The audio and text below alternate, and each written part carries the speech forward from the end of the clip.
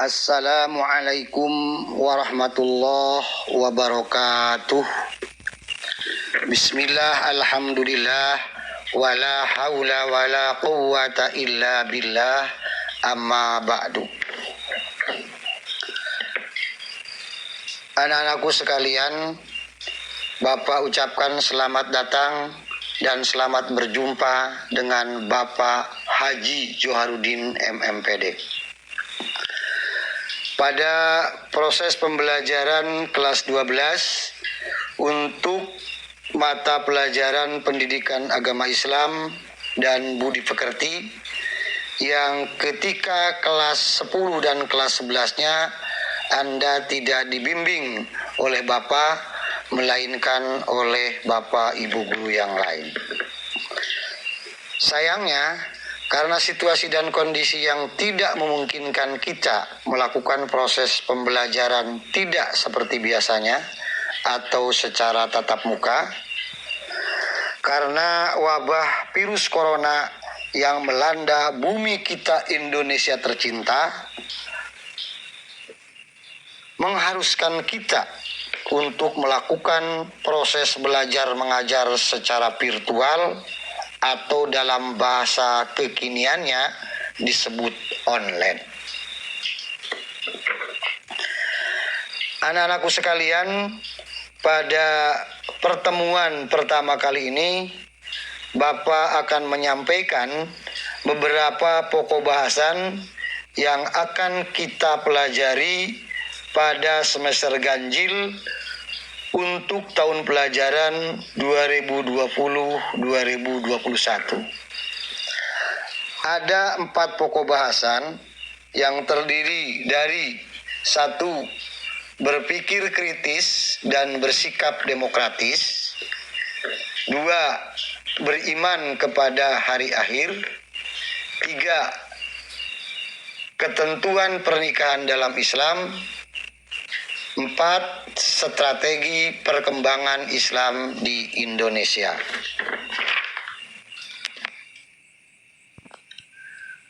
Anak-anakku sekalian yang berbahagia, pokok bahasan yang pertama adalah berpikir kritis dan bersikap demokratis. Tujuan pembelajarannya adalah kalian sebagai siswa harus mampu menganalisis Quran surat Al-Imran ayat 190 sampai 191 dan ayat yang kedua masih pada surat Al-Imran dengan ayat 159. Di samping surat Al-Quran, kalian juga diharapkan mampu menganalisis hadis Nabi tentang berpikir kritis dan bersikap demokratis. Ketika kalian mempelajari pokok bahasan ini, mohon kalian mempersiapkan kitab suci Al-Quran, baik berupa mushaf, terjemahan secara mufradat, atau terjemahan secara keseluruhan, dan buku mata pelajaran pendidikan agama Islam. Setelah selesai pokok bahasan ini, maka tagihannya adalah hafal ayat dan hadis tentang berpikir kritis dan demokratis.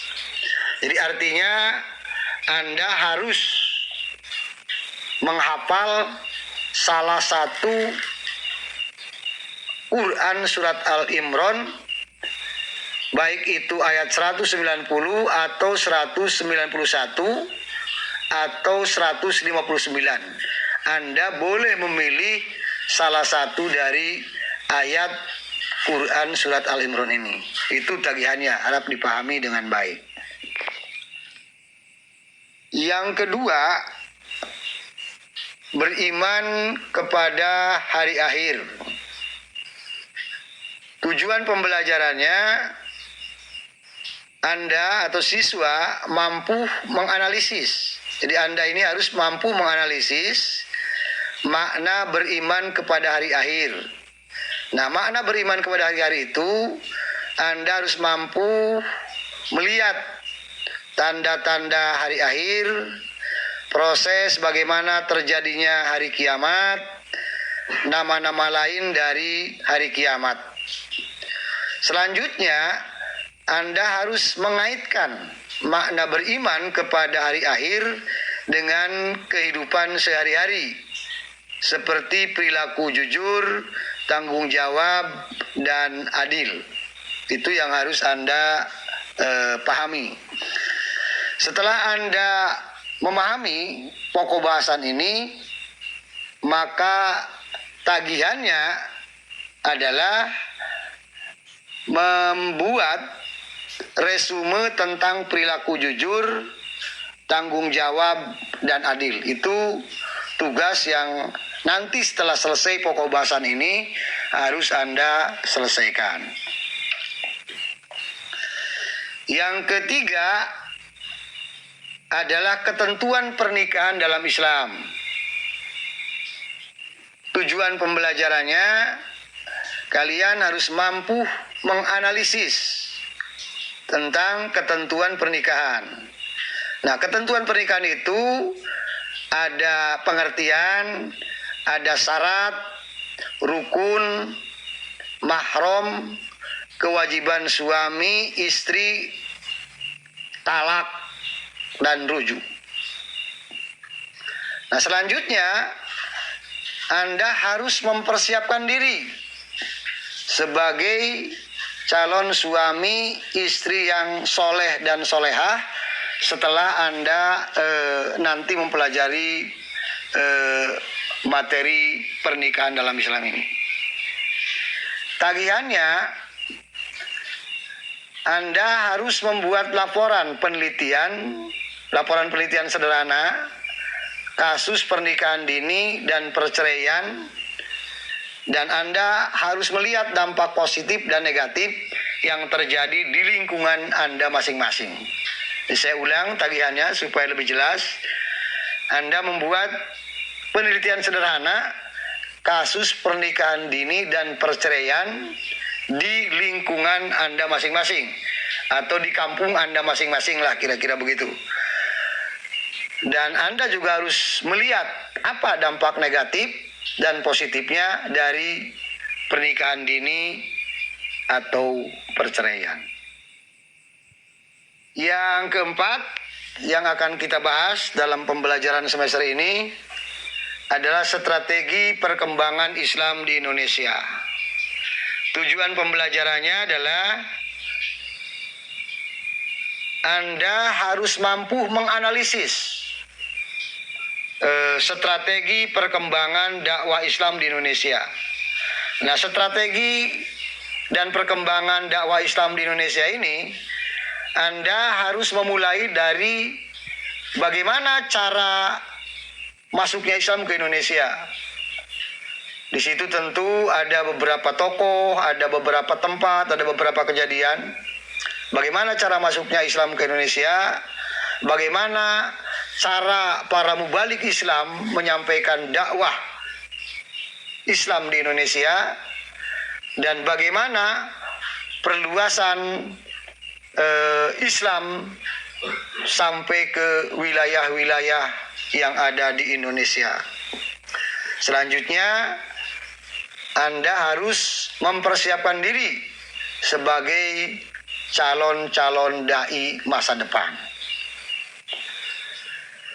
Setelah Anda selesai, nanti kita bahas bersama-sama tentang aspek strategi perkembangan Islam di Indonesia. Maka tagihannya adalah Anda membuat resume, membuat video, tagihannya adalah membuat video durasi pendek 7-10 menit berdakwah Islam. Jadi artinya begini, Anda membuat video seolah-olah Anda itu sedang berdakwah tentang Islam. Jadi berdakwah tentang Islam layaknya sebagai seorang mubalig yang hebat yang gagah. Buat sedemikian rupa, tapi jangan lupa bahwa durasinya jangan terlalu panjang. Demikian anak-anakku sekalian yang bisa Bapak sampaikan pada pertemuan kali ini. Mudah-mudahan Anda dapat menyimak, dapat memahami apa-apa saja yang akan kita pelajari pada semester pertama di kelas 12 ini. Billahi taufiq wal hidayah. Wassalamualaikum warahmatullahi wabarakatuh.